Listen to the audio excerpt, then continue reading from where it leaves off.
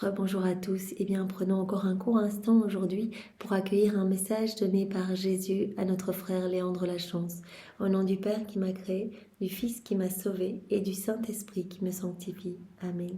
Jésus, à nouveau, nous nous immergeons dans ta divine volonté, dans cette grande mer de lumière, nous nous unissons à toi, nous nous identifions à toi, nous nous consumons en toi, nous fusionnons nos volontés dans la tienne et nous te supplions, Jésus, de nous marquer chacun du sceau de ton divin fiat, que nous puissions devenir tous de bons instruments de paix, d'amour, de justice et de miséricorde entre tes mains, que nous puissions tous travailler à l'avènement de ton royaume.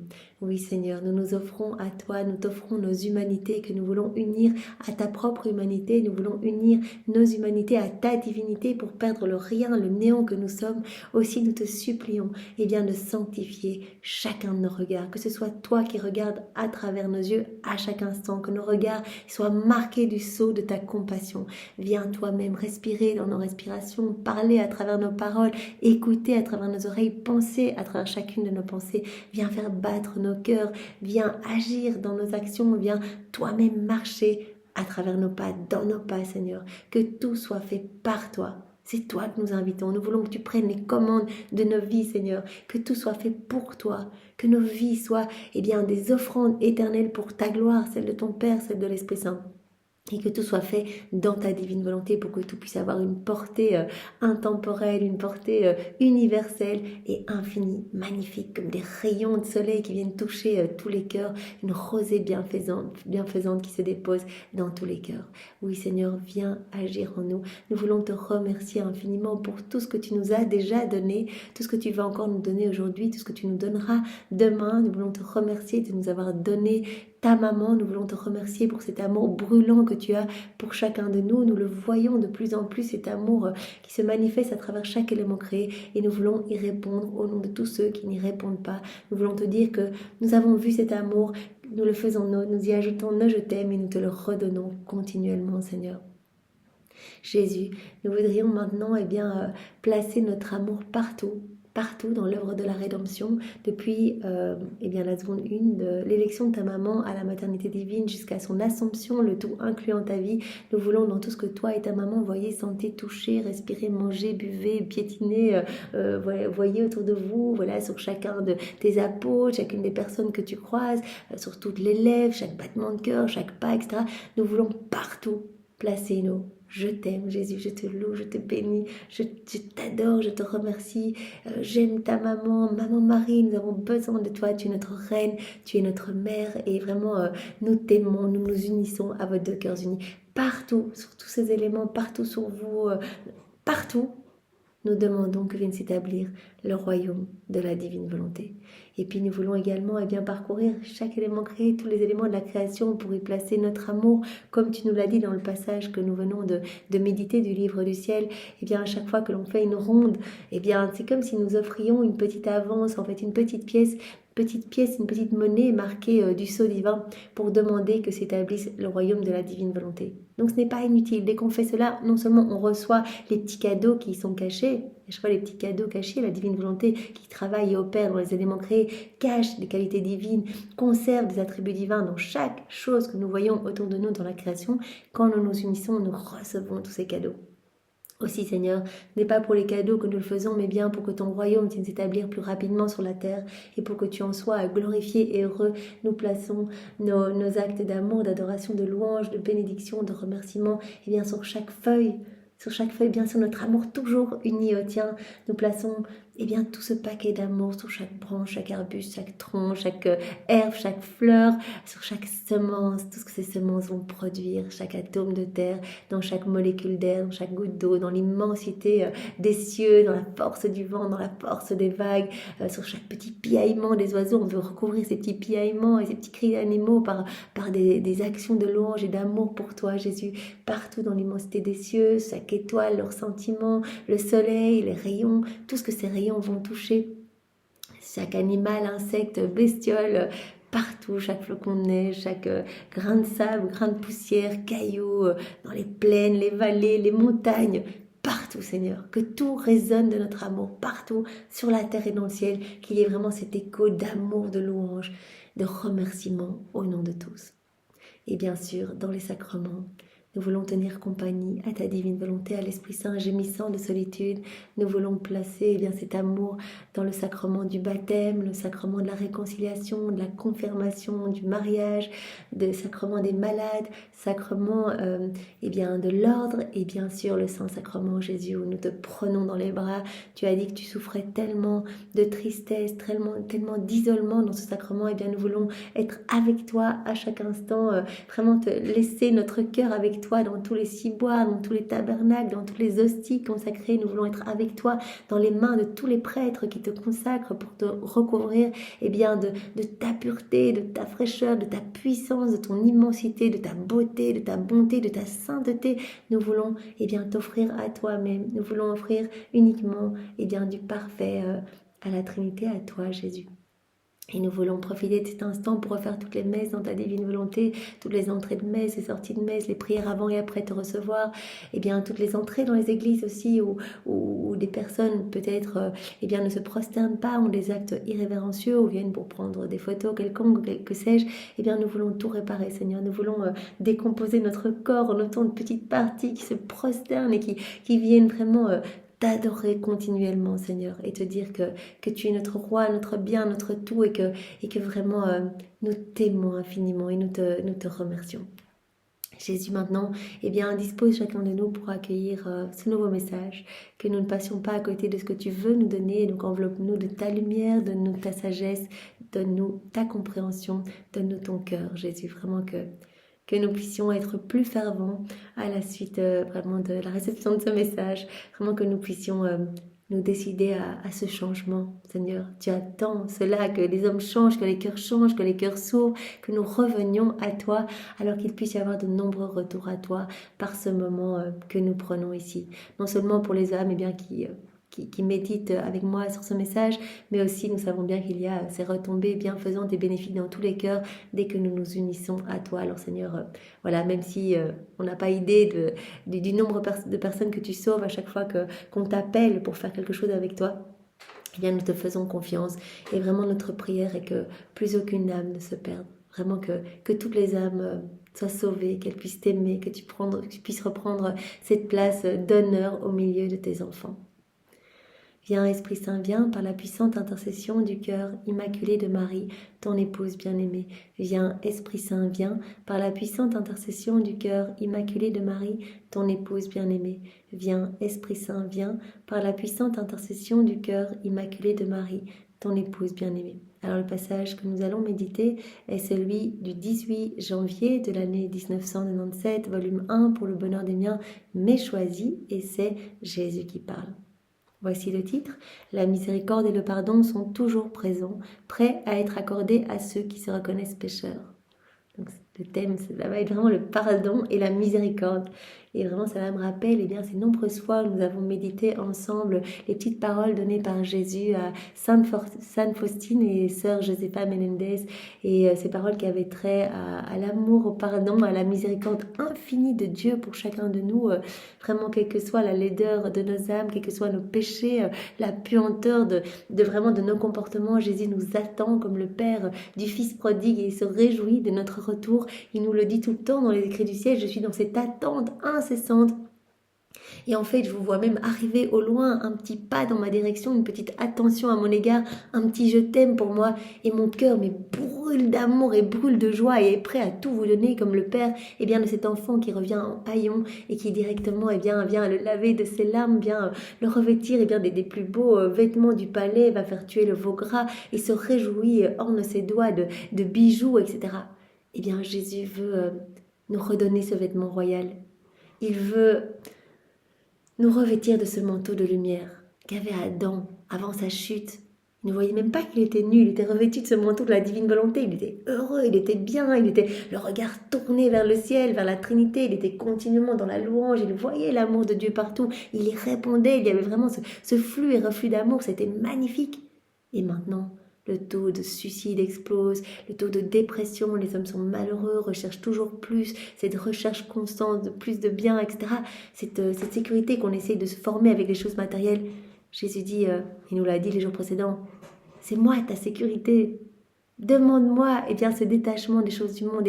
Et moi, je veux prendre plus de place dans ton cœur. Reviens à moi et je te comblerai de tout. Je te comblerai de tout. Reviens, voilà, si tu es noyé dans le péché, reviens, je te laverai de mon sang. Je te donnerai tout, je te veux heureux. Je te veux à cette place où se trouvait Adam. Donc c'est Jésus qui parle. Mon tout petit, c'est toujours une nouvelle joie pour moi lorsque tu fais appel à moi. J'aime te voir à mon écoute. Jésus vraiment aime qu'on l'appelle dans nos actions, dans nos vies. Il nous connaît par cœur. Il sait combien de cheveux on a sur nos têtes. Il sait exactement tout ce qu'on vit, ce par quoi on passe, etc. Mais il aime qu'on lui raconte. Il aime qu'on l'inclue dans nos vies. Il se sent tellement seul partout, dans tous les cœurs où il est écrasé, où il est piétiné, on ne veut pas de son amour. Il est tellement content quand on l'invite. Continue à prier le Père avec moi et ma Sainte Mère afin que les cœurs s'ouvrent et se mettent à mon écoute. Voilà, à chaque fois que tu vas t'unir à moi, il va y avoir ces retombées dans tous les cœurs et de plus en plus de cœurs vont s'ouvrir. Mais continue toi à faire tout en union avec moi. Et tu travailles à l'avènement de mon royaume. Tu travailles à ce que les âmes soient remplies de divin en fait. Beaucoup cherchent dans leur connaissance ou par leurs propres moyens une façon d'améliorer la situation du monde. Voilà, on est tous englués dans nos volontés propres, on ne voit pas l'amour de Dieu, on n'y répond pas, on ne voit plus Dieu, on est déconnecté de la création, on est déconnecté les uns avec les autres, on est déconnecté de la Trinité, on ne voit plus rien, on essaie de se débrouiller seul et chacun essaye de prendre un petit peu les commandes de sa vie, essayer d'avoir un peu plus de choses, de puissance, d'autorité, etc. Chacun va chercher, beaucoup cherchent dans leur connaissance ou par leurs propres moyens une façon d'améliorer la situation du monde, améliorer sa situation, se sentir bien et améliorer la situation du monde. Ils n'y arrivent pas, au contraire, ils dirigent le monde vers son autodestruction. Au plus on est centré sur nous-mêmes, à essayer de se débrouiller seul, au plus on court vers la ruine. Jésus l'a dit, voilà, si vous étouffez cette vie divine qu'il y a dans votre cœur, c'est comme un corps. Il n'y a plus de vie, il va se décomposer, être en putréfaction. Votre âme, si vous étouffez ma vie divine en vous, en vivant dans vos volontés propres, en m'isolant de vos vies, en ne me laissant aucune place, vous étouffez cette vie. Et donc votre âme, se perd complètement. Et le monde va de plus en plus vers son autodestruction. Si le monde reconnaissait son impuissance et se tournait vers moi, son sauveur, j'accourrais vers chacun d'eux, et dans très peu de temps, la terre entière serait changée, et de grandes souffrances seraient épargnées à l'humanité. Voilà, Jésus nous parle de plusieurs choses ici. Non seulement que si son amour ne peut pas se déverser, cet amour brûlant, s'il ne peut pas se déverser dans les cœurs, il se déversera d'une autre façon, sous forme de justice divine. Donc si on ouvre nos cœurs, il va pouvoir déverser, on va recevoir les grâces, les bénédictions. Mais cet amour doit pouvoir se déverser. Jésus a dit, j'étouffe complètement. Cet amour m'asphyxie. Donc il doit pouvoir se déverser. Et donc il va sortir sous forme de fléaux, etc. Donc de choses plus difficiles à vivre. Et c'est ça que Jésus dit ici. Si l'homme revient à moi, il évitera, il y aura beaucoup de souffrances qui vont être épargnées à l'humanité. Parce que mon amour va pouvoir se déverser de manière facile dans les cœurs. Et Jésus nous dit aussi qu'il aime l'esprit contrit, l'esprit quelque part brisé. Voilà, comme dans les Écritures on dit, il faut vraiment être humble au pied de Dieu. Se rendre compte de qui on est et de qui Dieu est et demander pardon, vraiment en toute humilité, dire pardon, là j'y arrive pas, voilà mes misères, voilà mes faiblesses, j'y arrive pas. Et Jésus a dit, mais vous venez vous mettre à genoux devant moi, me demander mon aide, mais je vous donnerai tout en fait, je suis tellement contente de votre retour que je m'occuperai de tout, je m'occuperai de tout dans votre vie, vous ne manquerez de rien. Comme je souffre de voir l'égarement des brebis que j'aime, et même de plusieurs pasteurs, plusieurs âmes consacrées aussi qui se perdent, qui vraiment s'écartent et se perdent dans les choses du monde à la recherche des petites jouissances ici-bas. Ces âmes qui ont promis fidélité et amour à Jésus, qui souvent le laissent seul. C'est ce que Jésus dit dans une de ses heures de sa passion. Il dit, mais en fait, moi je suis toujours seul. Je pense que c'est l'heure où il est jeté dans le cédron. Il dit, mais tout comme mes apôtres m'ont abandonné, moi je suis toujours seul. Des âmes qui timides et timorées s'éloignent de moi, d'autres qui parce que vraiment elles n'arrivent pas à se plonger dans les choses spirituelles, ou d'autres parce qu'elles n'ont pas la force, alors que c'est moi qui donne tout. C'est moi qui vais tout donner, mais revenez à moi. Le temps de la justice est arrivé et c'est le trop-plein d'amour du Père qui l'exige ou le commande. trop plein d'amour. C'est le trop plein d'amour qui se déverse sous forme de justice divine. Parce que les hommes n'accueillent pas cet amour brûlant, et bien il va sortir sous forme de justice. La miséricorde et le pardon sont toujours présents, prêts à être accordés à ceux qui se reconnaissent pécheurs. C'est le pas à franchir pour bénéficier de la grande miséricorde. Comment bénéficier de cette grande miséricorde? Juste dire pardon, pardon. Là vraiment, voilà, j'ai fait ces choses-là, déconnecté de toi. Seigneur, je n'ai pas pensé à toi. Pardon, je reviens à toi. Et Jésus inlassablement va nous pardonner. Inlassablement. Donc souvent nous avons tendance à réfléchir de manière humaine en disant mais tous ces retours, à chaque fois demander pardon pour les mêmes fautes peut-être, etc. Eh bien voilà, on réfléchit, on se dit mais c'est pas possible, cette miséricorde, c'est infini. Mais Jésus a dit mais je suis Dieu et mon amour est brûlant, j'aime chaque âme autant que toutes les âmes réunies. Donc ma miséricorde ne cessera jamais, ne cessera jamais, elle est inépuisable pour chacun de vous. Continue à interpeller les cœurs dans l'invisible, afin qu'ils s'ouvrent à la grande miséricorde du Père, se reconnaissant pécheurs et regrettant leurs fautes. Voilà, eh bien, nous pouvons offrir peut-être voilà, nos prières ou nos actes faits dans la divine volonté, etc., pour que des âmes puissent être touchées, en fait, puissent revenir à Jésus et s'ouvrir à cette grande miséricorde. Peut-être que le moment que nous prenons aujourd'hui pour méditer ce passage, eh bien, comme nous le prenons en union avec Jésus, cela permet très certainement à des âmes de recevoir la grâce du repentir. Des âmes qui vont se sentir touchées et vont peut-être, après de nombreuses années, retourner aujourd'hui à l'église pour aller confesser leurs péchés. Donc vraiment, nous devons être dans cette confiance que tout ce que nous faisons en union avec Jésus a vraiment des retombées pour que son royaume puisse s'établir sur la terre, que les cœurs puissent changer. Ils sont tous désirés et attendus, les bras grands ouverts. Tous désirés. Jésus l'a dit à Sainte Faustine, je ferai des plus grands pécheurs, les plus grands saints, s'ils ont un tout petit peu foi en ma miséricorde. Les plus grands pécheurs vraiment qui sont criblés de fautes, etc., eh bien Jésus en fera les plus grands saints, il fera d'eux les plus grands saints si ils reviennent, s'ils ont un tout petit peu foi en la miséricorde de Dieu. La Bible est truffée d'exemples, Marie-Madeleine, Saint Paul, Pierre qui a renié Jésus, etc.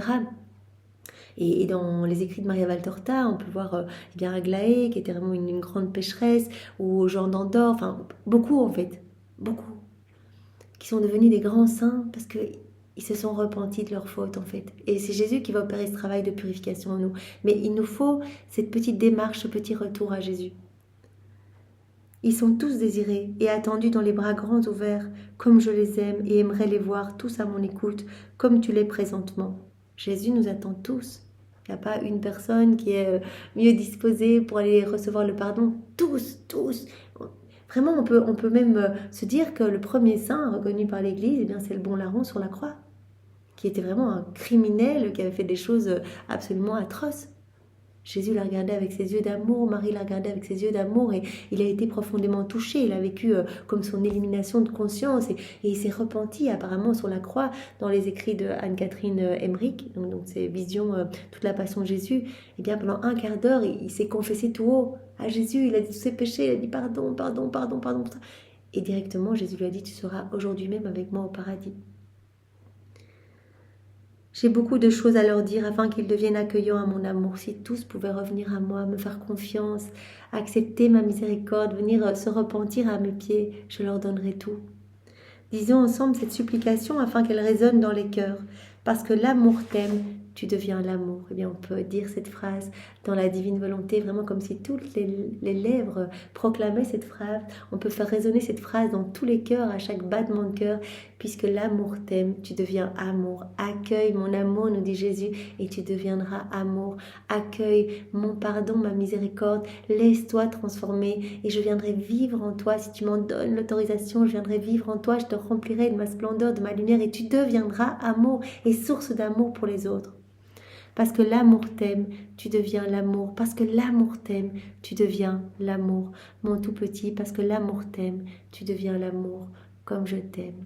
Merci Seigneur, merci de nous avoir une fois de plus parlé de ton immense amour pour chacun de nous, de ta miséricorde sans borne. Merci Seigneur. Eh bien, j'espère qu'il y aura beaucoup d'âmes qui vont aujourd'hui aller se confesser et qu'il va y avoir de nombreux retours à toi. Merci Jésus avec tes propres remerciements, au nom de tous. Au nom du Père et du Fils, et du Saint-Esprit. Amen. Soyez tous bénis. Bel après-midi à tous. Au revoir.